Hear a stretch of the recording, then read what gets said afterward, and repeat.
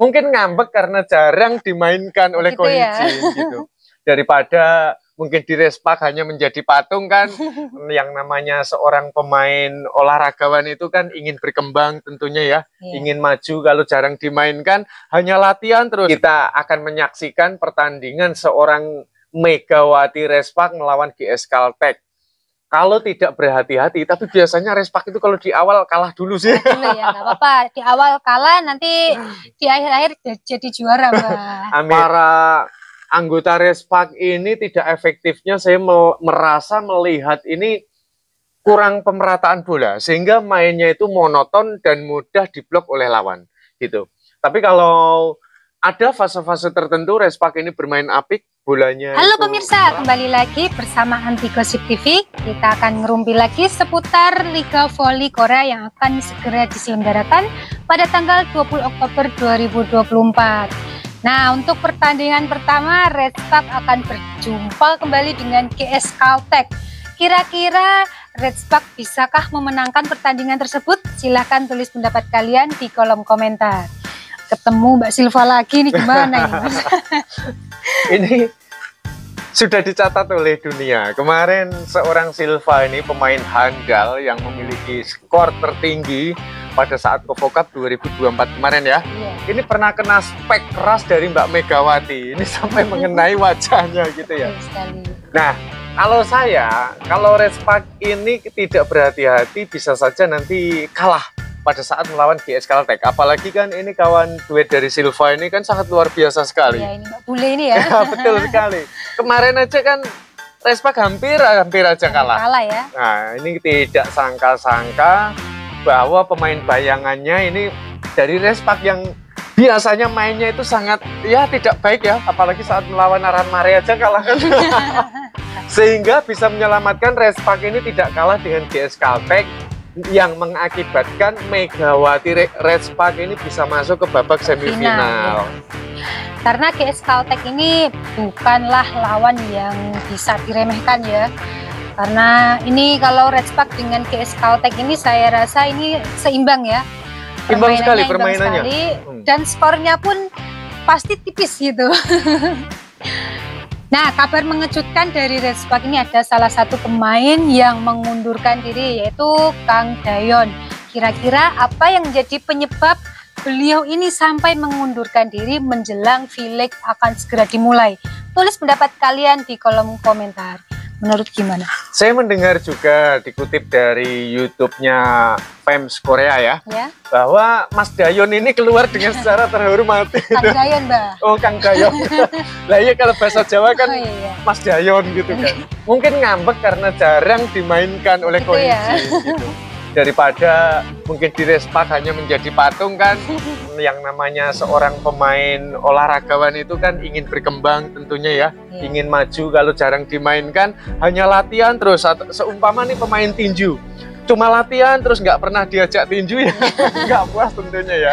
Iya, ya mungkin pengen berkarir di luar gitu ya Mbak ya, jadi menambah pengalaman. Kalau misalkan di Respak belum bisa menjadi pemain inti, siapa tahu nanti di klub lain bisa menjadi pemain inti gitu ya Mbak ya. Tapi Kang Dayon ini masih muda ya, jadi untuk melebarkan sayap untuk kemajuan dari performanya saya rasa ya memang jikalau itu keputusan yang terbaik, dia harus keluar dari Respak ya keluar gitu. Karena untuk jenjang dunia voli putri ini sekarang ini udah semakin meluas, tidak sempit seperti dulu ya.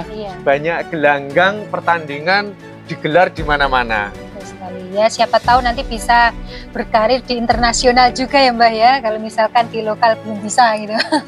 Hanya saya kalau ini besok tanding tanggal 20 ini pemirsa jangan lupa disaksikan ya. Kita akan menyaksikan pertandingan seorang Megawati Respak melawan GS Caltech.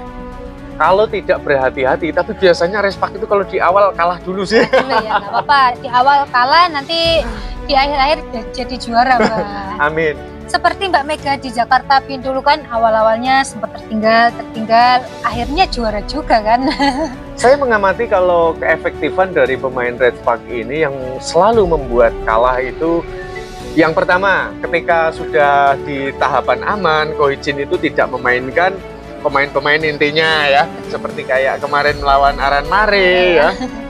Tapi ketika beliau ini bertanding serius, para anggota Respak ini tidak efektifnya, saya merasa melihat ini kurang pemerataan bola, sehingga mainnya itu monoton dan mudah diblok oleh lawan gitu.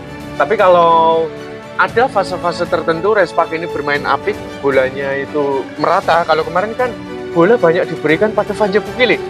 Ketika Vanja Bukilik mengalami error yang terlalu over menurut saya, Megawati jarang mendapat umpan gitu. Sehingga berapa poin ini banyak diberikan oleh lawannya kayak gitu. Kira-kira nih Mbak Vanja Bukilik dan juga Mbak Megawati ini apakah bisa mengantarkan Respak menuju podium teratas ya, alias menjadi sang juara di V-League musim ini? Silahkan tulis pendapat kalian di kolom komentar. Menurut Mbahnya gimana? Harusnya Megawati ini kalau diduetkan dengan Bu Lili harusnya udah bisa bagus ya. Bahkan seorang Moma Basoko aja kemarin ini sempat kewalahan menghadapi Respak gitu. Karena Moma Basoko yang terkenal smashnya ini sangat kencang sekali ya. Garang sekali ya. Itu mampu dibendung oleh Vanja Bukilik juga Megawati, juga pemain Respak yang lain. Bahkan sampai kehabisan akal, dia mencoba untuk bermain cerdas gitu ya. Main penuh dengan tipuan ya? Tapi selalu terbaca. Tapi Hyundai ini memang punya banyak cara ya, punya banyak cara dan strategi untuk menghadapi Respak. Dan akhirnya ya juara juga ya Mbah ya. Ya, karena Respak yang kewalahan. Saya melihat Hyundai itu tidak semonoton seperti Respak. Ketika pemain penyerangnya ini mengalami kesulitan, seorang Vanja Bukilik mengalami kesulitan, harusnya yang dilakukan seperti Hyundai, diberikan umpan kepada yang lain juga. Jadi tidak bertumpu pada pemain penyerang gitu.